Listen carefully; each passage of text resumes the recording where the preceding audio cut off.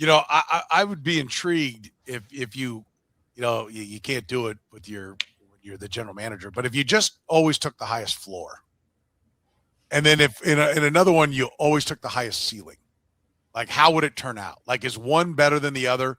Do you hit enough home runs that the ceiling is definitely the better way, or do you never miss that the floor is the better way? I mean, we talked this week about the 1989 draft up at the top was the best I've ever seen, and it had Troy Aikman at 1, it had Barry Sanders at 3, it had Derek Thomas at 4, and it had Deion Sanders at 5. And at 2, it had what was I've been told by folks that were in and around Jimmy Johnson when they picked Troy Aikman, they were talking about Tony Mandarich at 1.